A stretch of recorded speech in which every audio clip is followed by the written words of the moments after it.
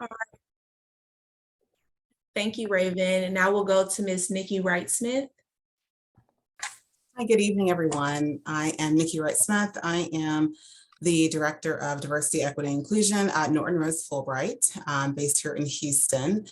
I've been in the DEI space across a number of practice areas for about eight years now. Prior to joining Norton, I've only been here for about a month, but prior to Norton, I was at Amazon, where I assisted their legal recruiting team with their diversity initiatives. And before that, I was at Thurgood Marshall School of Law as Assistant Dean of Career and Professional Development. So I recognize many names and faces that are on the call this evening. And thank you so much for the invitation to be here. I'm excited to talk with all of you. And before Thurgood Marshall, I was a practicing lawyer in Atlanta, Georgia for about 15 years. I did bankruptcy and real estate law. Thank you. And we have Mr. Ronald Green. You're on mute as well.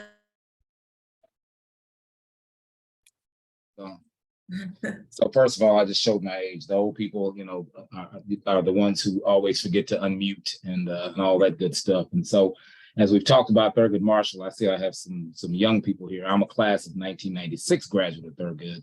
So I've been practicing law about 27 years. I'm a partner here at Jones Walker, and I head up our Texas and DC public finance practices. And that obviously that just deals with our infrastructure. I have been, I think I'm somewhat of a unicorn when it comes to big law, in that I can litigate and I do transactional work. For the first probably 20 years of my practice, I did white collar criminal defense and some commercial litigation. And then at some point throughout that time, I fell and hit my head and got elected to 2 public offices, and then ended up coming out of public office and becoming a transactional lawyer. And so I have endeavored to do that as well as I can. But I am excited about being here with you all. I certainly tell you those of you, I see a few familiar faces here on the call. For me, there's no question that's off limits, because I really believe that this is a critical time for you all to really be aware of what happens in some of these interviews, and then also be aware of some of the thinking that goes on when it comes to some of these big interviews, and so that you try to pivot, and so that we can also set you up so that you can have some alternative entrances into some of these big careers that are represented here today. So thank you. Thanks, Ron. And last but not least, we have Judge Katherine Thomas. Good evening, everyone. My name is Judge Katherine Thomas. I am the presiding judge of the 184th Criminal District Court. It's a felony court here in Harris County. Before I was elected into this office in January, I was a prosecutor at the Harris County District Attorney's Office. I'm not a graduate of Thurgood, but I am from Houston. I actually went to Howard University School of Law in DC. I'm also a graduate of Spelman, and I'm happy to be here, excited to share any tips and any advice that I can offer to current students who are currently going through the OCI process, because it was not too long ago that I was in your shoes. So thank you, Tracy. Thank you, Balsa, for having me. Of course. So we want to go ahead and jump right in.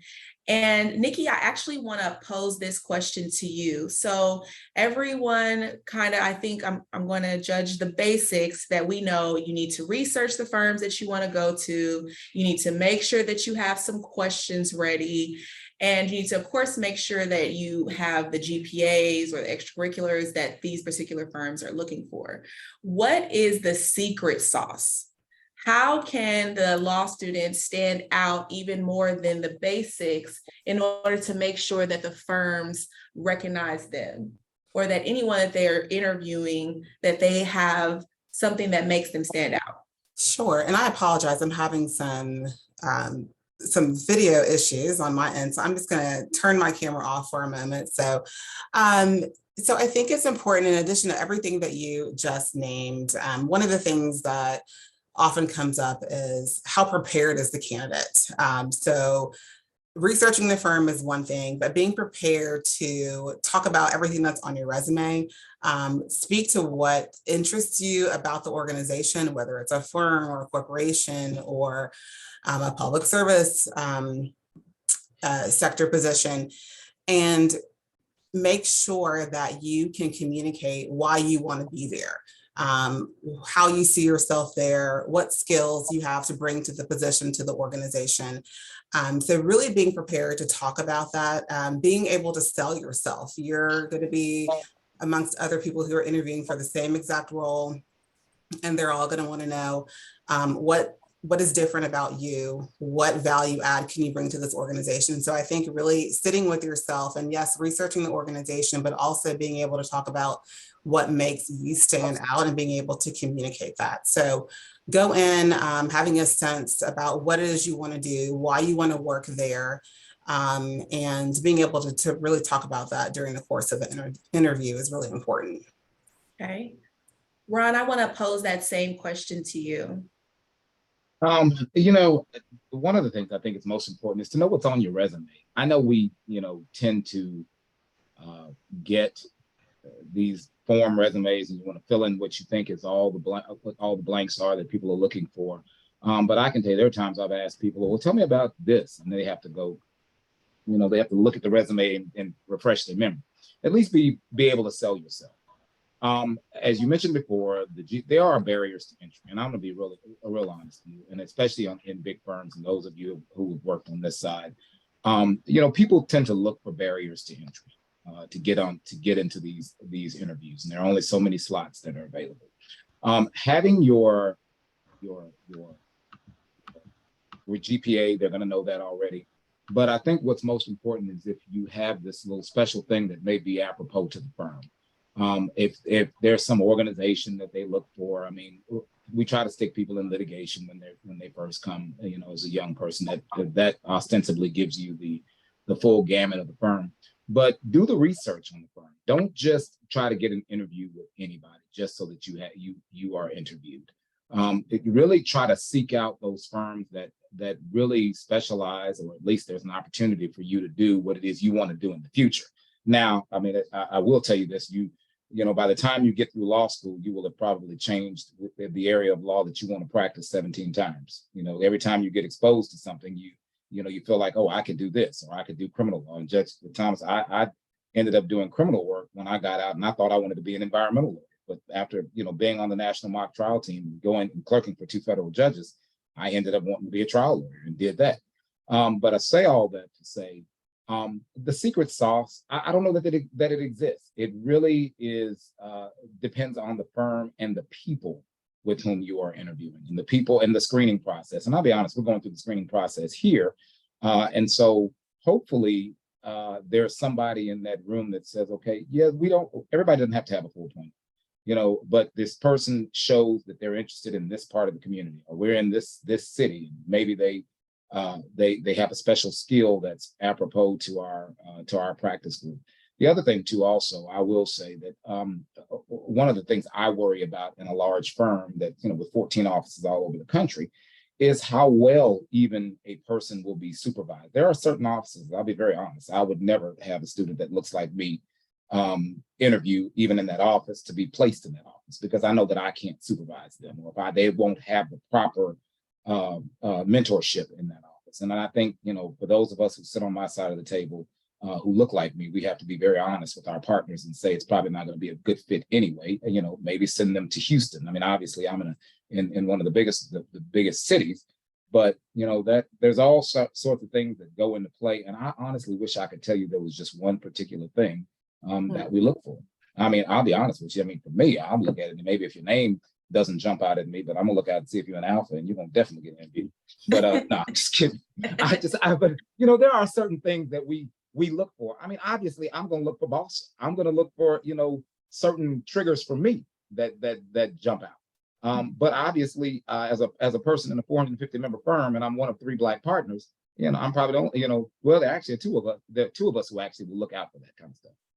I'll also add to that too quickly. Don't underestimate the importance and value add that comes with direct outreach. I think it's really important to look on LinkedIn, see if you're connected in any way. And I Ronald mentioned fraternities. Is there a fraternity or sorority connection? Is there a connection to your undergrad, to your law school? Is there an alum at that firm who you may not even know, or an alum from your undergrad who you may not know?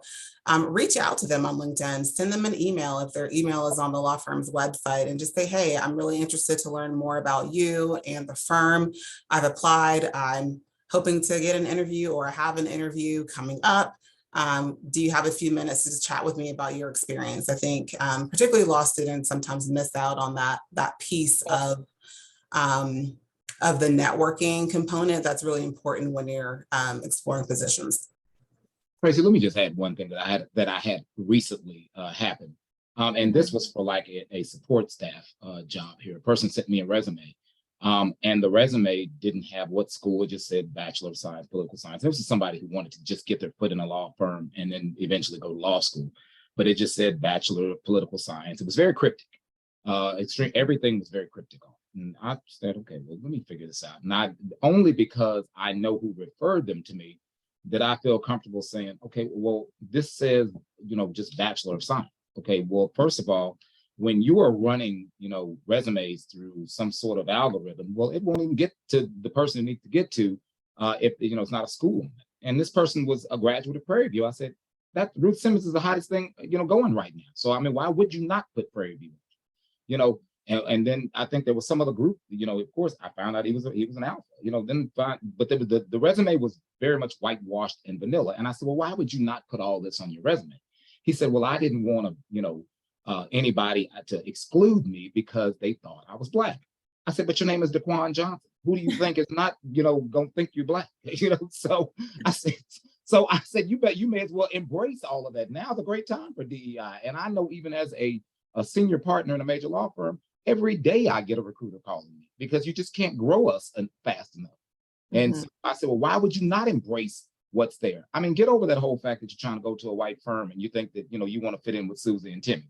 You may as well be Daquan. Then just go all for it, because they're either going to, want you or they're not. And there's no way to get around the fact that you went to Thurgood, or that you're at, we know, what the deal is. Are you at FAMU, or are you at Howard? Embrace all of that and tell people how that will benefit our firm. And I think, and especially with me and my clients, they appreciate the fact that somebody can be honest about diversity and not be afraid to talk about diversity. Thank you so much for that, Ron. And we're going to go ahead and pivot that right into Judge Thomas, because Judge Thomas, can you correct me? You graduated in 2017, 2016? 2017 from Howard. Okay, we graduated at the same time. Okay, so can you give some of our participants an inside look into what OCIs look like for you? So absolutely. So I knew that I wanted to go the public sector route. So my OCIs were a little bit different. I wasn't interested in big law. I knew that I wanted to be a prosecutor.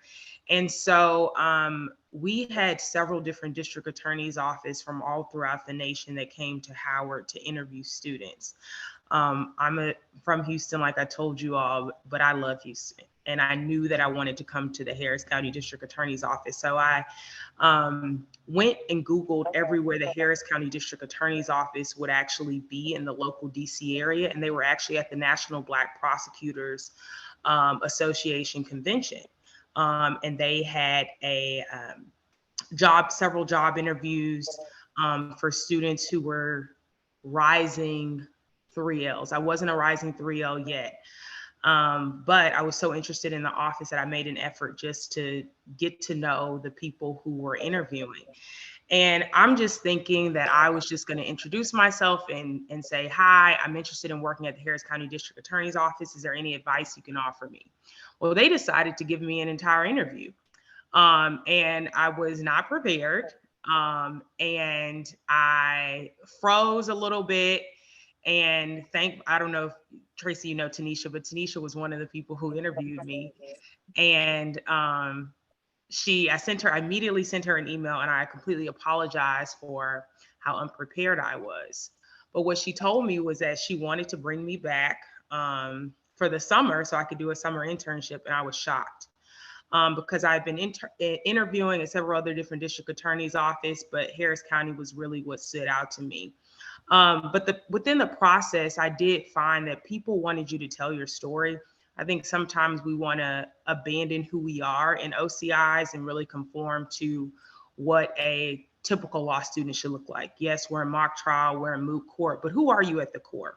Why do you want to be a lawyer? And more specifically, why do you want to practice at this particular district attorney's office, or why do you want to practice at this particular firm?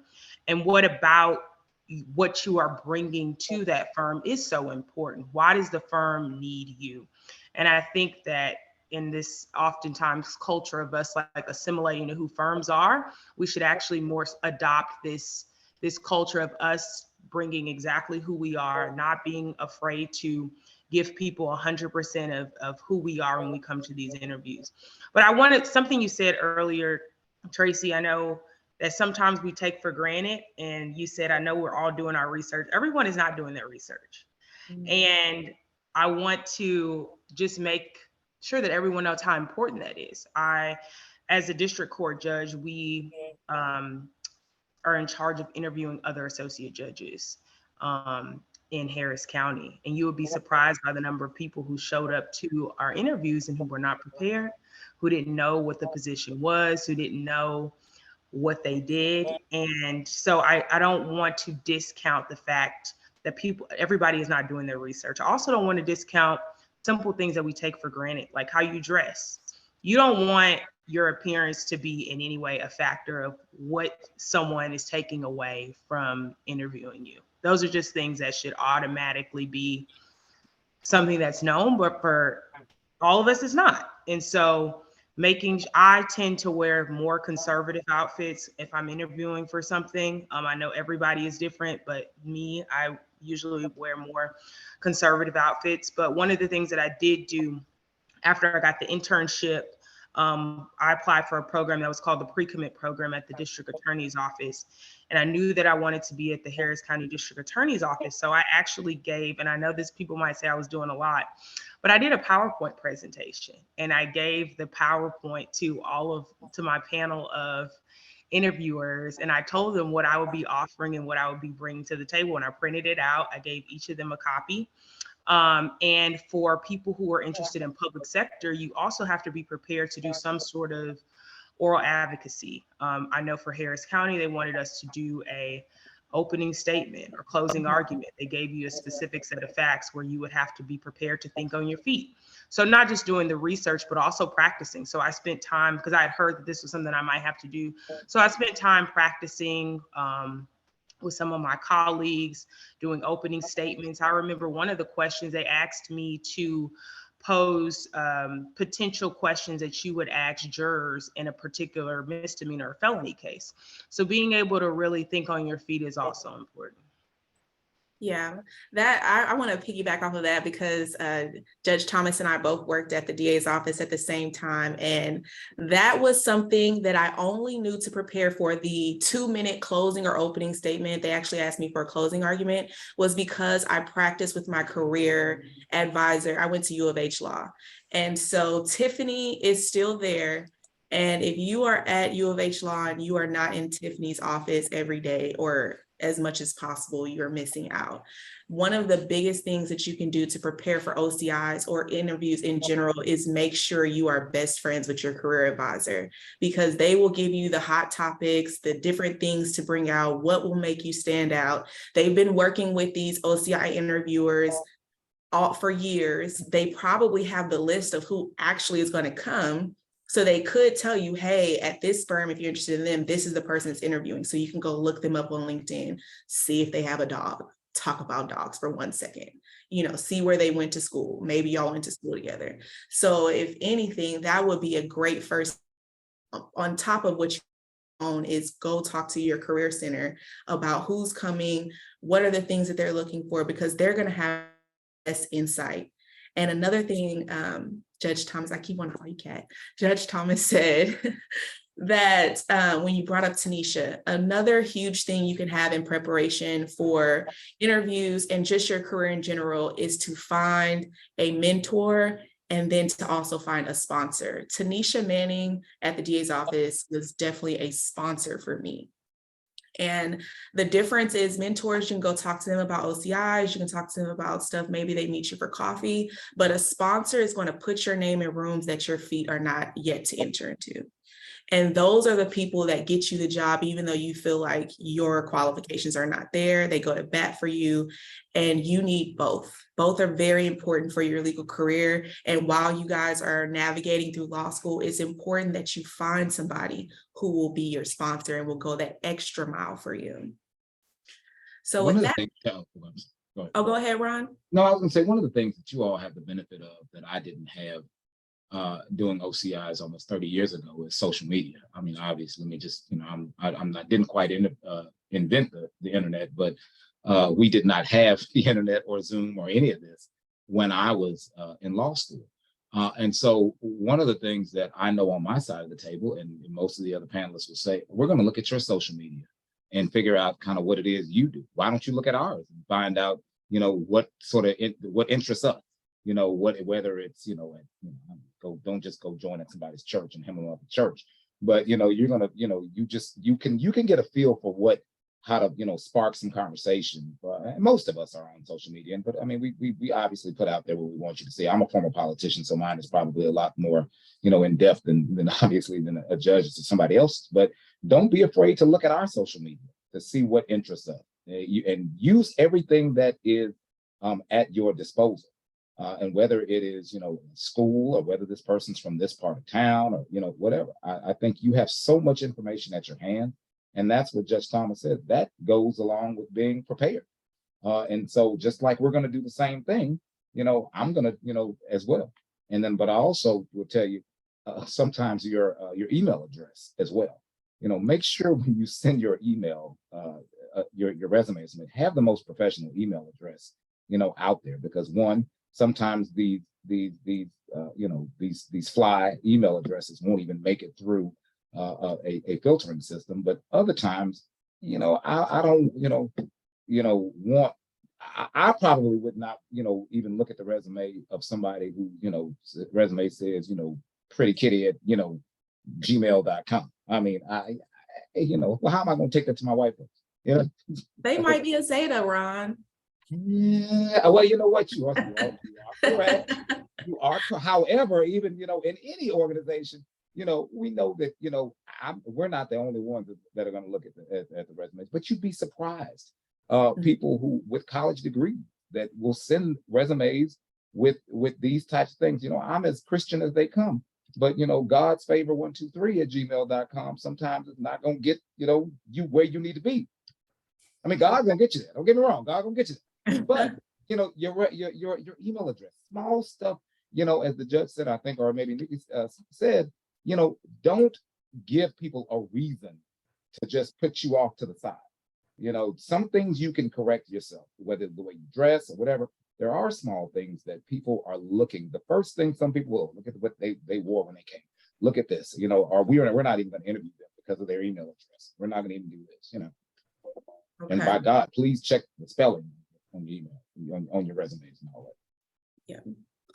Okay. Well, speaking of that, I want to pose this question to you, Raven. How do you land an interview if you don't fit the industry standards or stereotypes? Oh, me and my blue hair can answer this question for you guys. Also, I did want to piggyback off of the comment that you made about connecting with your Dean of Career Services or whoever is running that at your school. At the time that I was at TMSL, Nikki was that person for me. And I don't know if you remember, Nikki, you helped me get my first job. And I did not do the OCI paperwork on time. It was a hot mess. I was crying in her office, and I had found a way to get an interview with a firm who was on the OCI list. So I just kind of emailed them separately. But anyway, she helped me. She walked me through it. She helped me get my first job at a law firm when I was a 2L. And then when I was pivoting in-house, you were there for me again, Nikki. So Tracy is right. Judge Thomas is right. Become their best friend because they really have your best interests. But anyway, fast forwarding to me and my blue hair. So I think the most important thing that you can do is account for I know this is hard to believe, but we were people before law school. We had lives. We went through things, and those things and experiences are they make you who you are. So talk about that. What about your childhood? For me, for example, the reason why I wanted to go to law school is because my parents lost their home during the 2008 housing bubble. And I just remember constantly them having to have contract reviews with the mortgage loan officer and just different things and numbers, and they didn't understand. And I knew then that I wanted to be able to read contracts. Like, I wanted to be able to do that. And so that was very important to me. And that kind of set me on the course of going to law school. And people have different backgrounds. You have students who went straight through like me. So I didn't have much of a life before law school. I was literally a professional student. But as you and I, as you all know, people come from different walks of life. I remember I had a grandmother who was my classmate. I had someone who used to be a nurse. All those things are important. What were you doing before you got here? And I think also, depending on what stage you're interviewing, if you're 1L or 2L, I feel like, or even when you're graduating from law school, we don't have a lot of legal experience, right? We all just came out of law school. No one's practiced for 20 years and is more qualified than us. I think what sets you apart is being able to talk about the situations and the things that you've accomplished outside of law school. When there's an interview method, and Nikki, you might be familiar with, I'm sure yours, like the STAR method, right? You talk about a situation, you talk about like for instance, I used to work at Best Buy. I was tasked with doing this, and what are the actions you took to complete that, and what were the results? So that STAR method, just come up with 3 scenarios of things that you've been through that kind of shape how you problem solve, because that's what you're trying to do as a lawyer, right?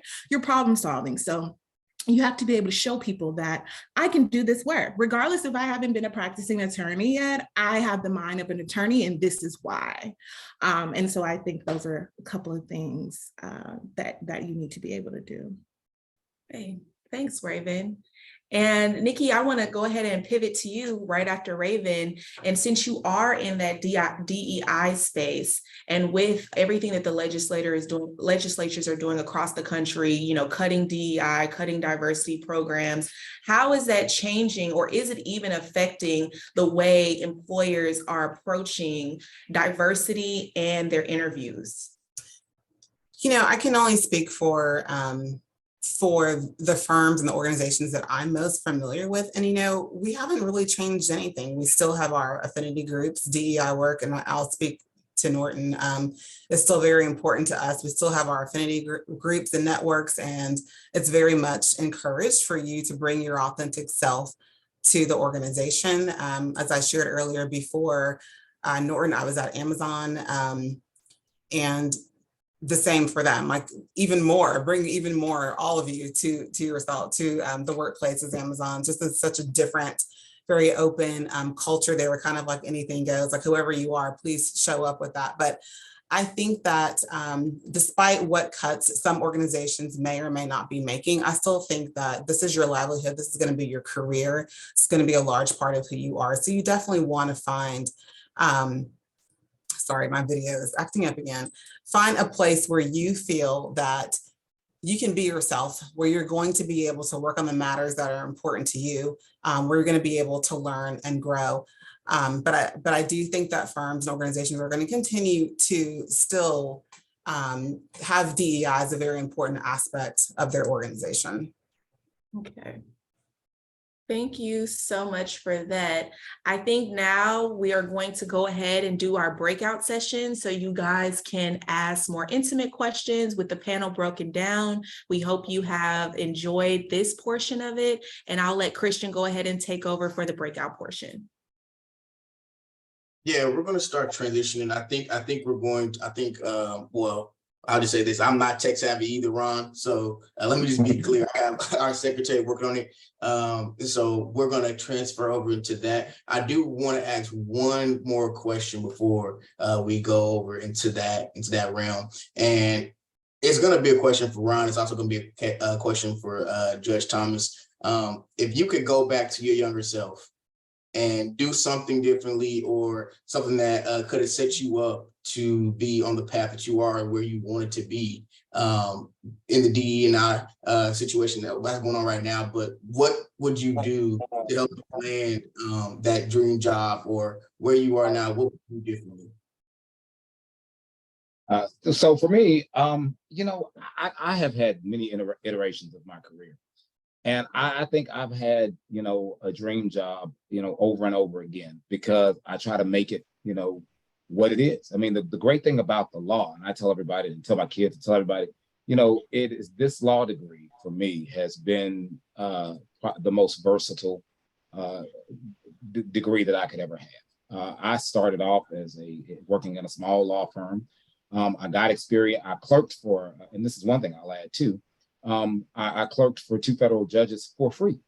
So sometimes you got to get that free experience. So you have to go to, either a lawyer or this, that, and the other. But, just what I would tell my younger self is to continue to, study. I mean, I wasn't at the top of my class, but, I probably wouldn't change anything, because although I did what everybody's supposed to do. I didn't flunk out of law school. I passed the bar the first time, but I had a good life.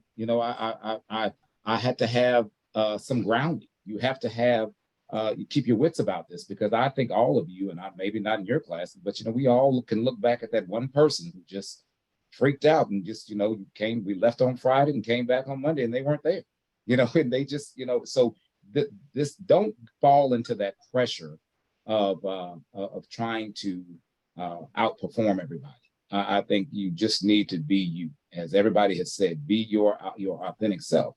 So for me, if I were younger, I would probably say in undergrad, maybe get a degree that if it didn't work out, I probably would be a pharmacist or something like that, something where I can make some money. But otherwise, I wouldn't change anything. I just would continue to meet the people that I've met. I tend to be a bit more social. So a lot of what I get and have gotten has been based on, people I know. And I'm a firm believer in making my friends before I need them. And especially when you're in politics, you want to, not be seen just when you're running for office, or, you want to do some good for some people, and so there are some of us who, actually, do good when we're not running for office. Yeah. And I think for me, I would just tell myself to slow down, take a deep breath, and really just relax. I remember feeling so much anxiety during this process, because I too was like several people on this panel and wanted to hear advice from every single person who had made it, in a sense, who had achieved their career goals. And I thought that I had to prescribe to this linear path of what success looked like being an attorney. I thought that I was going to have a career as a district attorney and then become a federal prosecutor, maybe do some sort of defense work, white collar work. And that was all because I had heard that from other people. And I thought that that was the right thing to do. But as you all know, I mean, that wasn't my path. And it doesn't make it wrong. It doesn't make another path right, but it makes it my path. And I ended up running for office a lot sooner than I had expected, but it was absolutely where I was supposed to be. And so I would just not put any sort of pressure on yourself, even with OCIs. Sometimes we think, okay, this is the firm for me. This person worked at this firm and now they're here, or they're doing what they're supposed to be doing. If you don't get a call back, it's okay. It's not the end of the world. Life will go on. If you don't work in big law, you will still be able to pay off your loans. If you don't work for a district attorney's office, you will still be a good litigator. Nothing is definitive of who you will be. And don't let anybody tell you that it's definitive of who you will be. If you're not at the top of your class, you will still pass the bar. I just wish that I would have stopped taking so much of a stressful approach. And I know that that's easy to say looking back, because what is it? Hindsight is 2020. But I wish that I would have just relaxed a little bit more. But it's I'm here, and I still have a lot more to do. So. Yeah, and I know I said I have one question. I'm being selfish right now. I have one more question before we break out. So I know we have some people that have just graduated, took the bar, and we have some people that are, going into the 3 year looking for employment, and some people that are going into the 2 year, they're looking for internships. With the market the way it is, and people are saying we're in a down market, does anybody have any advice to stand out in this down market, or any advice for, anybody that's looking for employment that feels that the market is not in a great place for employment right now for attorney, up and coming attorneys coming out of law school right now? I can Go ahead, Oh, Raven. go ahead, Raven. I was a first generation college graduate, first generation attorney, so I had to figure things out on my own. I didn't have a plan. I would say one thing that you can do is network. Ron, if you have the gift of gab, you can talk your way into any room. What you lack in law review and not what you lack in law review and GPA, you make up in personality. You make up in making connections. Networking is different now for you guys. Y'all have LinkedIn. LinkedIn is like Facebook for employment. It's no reason why every person on this call should not be adding me on LinkedIn right now. Should not be adding Tracy on LinkedIn. You should have everyone on LinkedIn. Or I should have 50 requests in my inbox. LinkedIn, also look for non-traditional legal lawyer roles, intern roles. There's interns at banks. There's interns at public groups. There's internships everywhere. So if you're just looking for a law firm, you're kind of, you're not cast your net wider. I don't know how to say it, but you want to cast your net wide. So I would apply to anything and everything that fits the qualifications of what you do. Cognitive thinking, being able to problem solve. That doesn't mean just being a lawyer. There's so many different things. Don't limit yourself. Also, a lot of internships, a lot of connections I made were through my classmates. Talk to your peers. Where are they interviewing? What's going on with them? I wish I had done a better job of connecting with my classmates in law school. We all know we can live on an island, but now that I've graduated, those are my peers. We're all lawyers. And I can't tell you how many times a classmate will text me, hey, do you want this case? I got this for you, or I can send that back. So make connections starting right with the people that you see 7 days a week, and have a LinkedIn. I think those are the two most important things. Just really quickly, I second everything that Raven said. And I would also say, don't be afraid to, as she shared, cast a very wide net, and don't think that, okay, I can't take this job or apply for this job because it's not my dream job. You don't have to stay there forever, especially if you're looking for your first legal job out of law school. Take a chance, go to an organization or to a firm, learn a skill set, network, meet people, and use that to apply for something else later. You never know where that position will take you. So when I'm talking to alums and to law students, they're like, oh, well, I didn't want to apply for that because that's not my dream job. And they're in this search for their dream job. That may come sometime later. So don't be afraid and don't pass up on opportunities, I would say. And don't be afraid to move. I think especially those of us who went to Thurgood here in a big city, you always want to stay in a big city. Don't be afraid to go other places. There may be a great job in Portland somewhere, or Utah or whatever. I mean, most of my career has been being the only one in the room. And I think getting out of that comfort zone, I don't say just go, somewhere where, obviously you're getting, crosses burned in your yard, but don't be afraid to be, that person who kind of opens the door for other people like you, just because it's not in a big urban core. I think that people sometimes want to stay where they went to law school. They feel like they want to be in their comfort zone, and especially the way work is mobile right now. And I'll be honest with you, I know we were talking about a downturn, but we can't keep 3 and 4 and 5 year associates, because the quality of life means something to people. They will go to the next job. I mean, back in the day, in my day, you put your head down, and, hopefully if you went to big law, you waited your 7 or 8 years, you became a partner in this, that, and the other. I mean, these people are moving because they are the most sought after.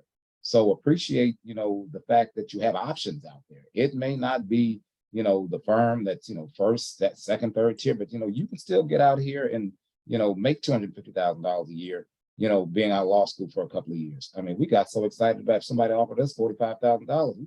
Jesus Christ, we rich, So you can do this, but think from a non-traditional perspective. And especially if you're in law school, like I said, don't be afraid to volunteer for somebody. I mean, don't be afraid to volunteer for some politician or whatever, and just say I'm a policy analyst. We're gonna make it look good. And when the people call me and ask me about what you did, I'm gonna say you basically should be on the Supreme Court right now.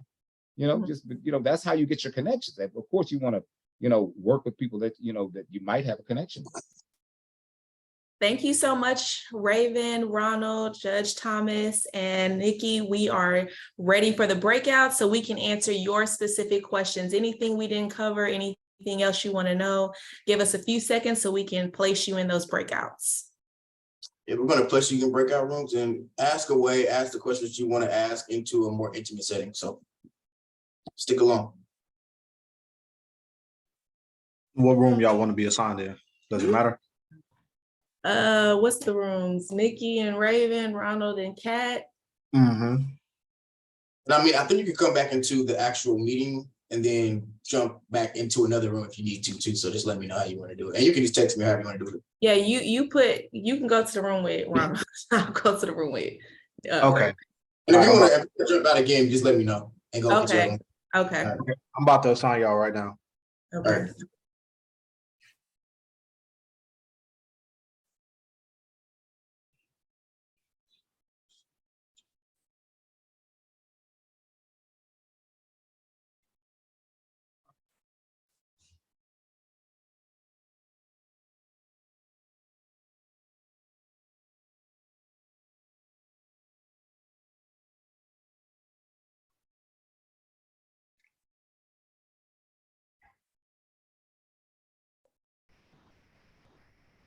All right, I think we're all back in the same room. Thank you, everybody, for being a part of this wonderful panel. Please stay connected with our wonderful panelists. Hopefully everybody got to ask some questions and this was very insightful. Does anybody have any closing words? I'm gonna give it to Mr. Chair in just a second, but does any panelist have any final words as we close? Feel free to reach out. I saw some questions in the chat. Feel free to reach out. Yeah, same. Feel free to connect with me on LinkedIn as well. I'm happy to chat more. I know there were some questions in our group that we didn't get to, so please don't hesitate to reach out to me on LinkedIn. And thanks everyone for being here tonight. Yeah, same as well. Make sure you guys reach out. We're literally 1 degree of separation. We can definitely answer any questions that you have. If you didn't get a chance to ask it, please make sure that you contact us and come to some HLA events. We're always doing something for you guys. Yes. Tracy will make sure she follows up.